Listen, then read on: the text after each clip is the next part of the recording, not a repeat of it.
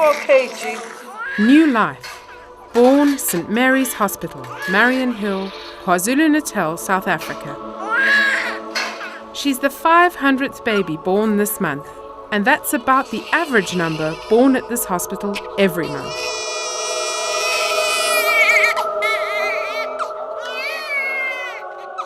Delivering new life, healing the sick and injured, and comforting the dying, all happen within this 200-bed hospital.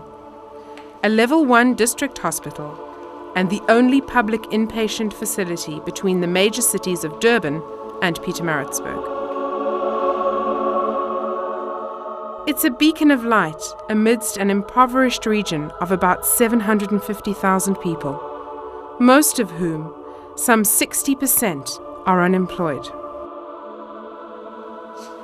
St Mary's is the only private, state-aided Catholic mission hospital in South Africa, with approximately 80% of its budget provided by the government, and the balance from private donor funding. And this 20% is the crucial factor. That is one of the big challenges that we're currently facing. In that arena, what we're trying to do is to explore possibilities of generating additional funds through new partners, in strengthening our relationship with our existing partners. And by partners we mean supporters, donors, organizations, individuals that support the work we do, both locally and internationally. So the challenge is to say, here is a viable, functioning institution facing huge need and struggling to deliver care in an area where that care is needed more than ever. St Mary's was born out of a necessity to provide healthcare to people living in the surrounding area where the Trappist monks established the now famous Mariannhill Monastery in 1882.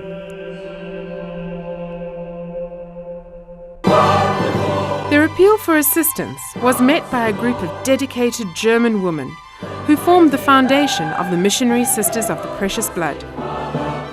They ran the first hospital, and later this red brick structure, which opened in 1927.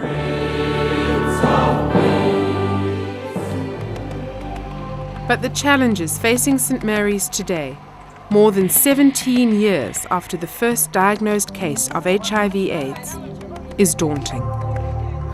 The hospital finds itself serving a community that has the highest incidence of HIV infection in the country. Indeed, in the world. An estimated 1 in 3 people have the disease, and among the admitted patients, it's 3 out of every 4, a staggering 75%. HIV/AIDS has virtually changed everything. When we started nursing, we were nursing and people got better. Very rewarding experience. Now, people die. These are young people who die.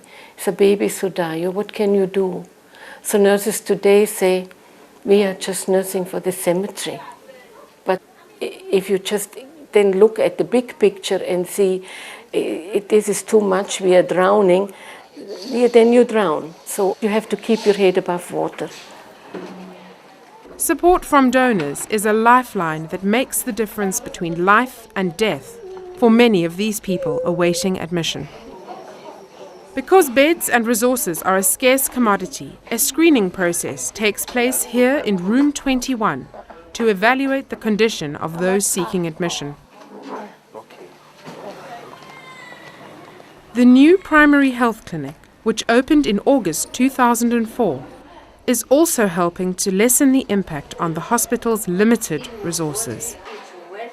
St Mary's have adopted the positive attitude that the HIV/AIDS pandemic is a battle that can be won, but only with the help of donor funding. The antiretroviral clinic, currently funded by American donors, is already having a very positive impact on the treatment of these patients. Furthermore, its rollout of antiretroviral drugs and its adherence rate among patients is 99.6%, which is better than anywhere else in the world. The greater number of the people are still in the community. We are not able to take them on. Now we have a waiting list of about 100 patients who are ready to just come into the program.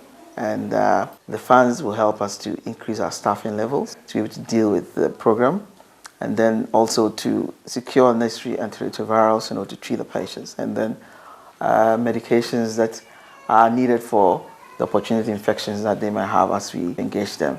If funds become available, we can take on 1,000 a year. In the maternity ward, more than 26% of births are by cesarean. Also, many of the mothers are as young as 14 and 15, often falling pregnant in order to qualify for the government's 170 Rand per month childcare grant. But the hard reality is that many of the babies born here are HIV positive, and most of these will die before their third birthday. At St. Mary's, life is fostered, no matter how fragile and vulnerable. Volunteer caregivers bring a measure of love and kindness to these children, some of whom have spent most of their lives in this hospital. There's also a burns unit in the children's ward, as these youngsters come from impoverished homes without electricity, where open fires, paraffin stoves, and candles pose a danger. Although St. Mary's is without an intensive care unit and does not perform major surgery, its 3 operating theatres are kept busy with routine procedures. The nice thing about St. Mary's is you could look at your specific things that you're interested in, and there's a very strong chance you're going to find something in what we do at St. Mary's that you would like to support. Major building projects, refurbishing existing wards, improving the infrastructure, helping us with our HIV program, which is quite expensive, particularly in the arena of drugs. Support a patient in a particular ward, for example a burns ward or one of our children's wards, incubators, x-ray machines, all the equipment that one needs to run a busy district hospital. And your support in this initiative is invaluable and would be greatly appreciated. There is a caring philosophy that pervades St. Mary's Hospital, extending particularly to the terminally ill. An inpatient hospice care ward provides comfort and dignity to those who are beyond medical cure. The spiritual needs of its patients are also paramount, and staff will go out of their way to ensure that a patient in need of spiritual support receives it from a member of his or her own religion. My dream would be that the sick who come here get better, get the treatment and get better, that the orphans are looked after, that they have got care, that we have got enough funds for enough staff to look after them, that everybody can enjoy life and live life to the full. And yes, we live on faith. The good Lord sends the right people at the right time, hopefully. Hopefully also in the near future.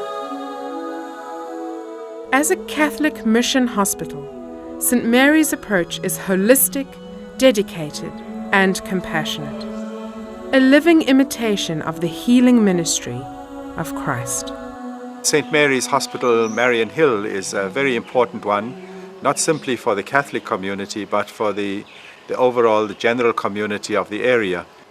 I think the hospital continues to live out the vision and the dream of the first missionaries who came here over 100 years ago and more, and who had as their objective something which was summed up very brilliantly by one of them: better fields, better homes, and better hearts. So if people in your own home countries wish to help St. Mary's, this is what you'll be helping them to do. And from that point of view, St. Mary's is a key to the whole of the health system in the area between Pietermaritzburg and Durban.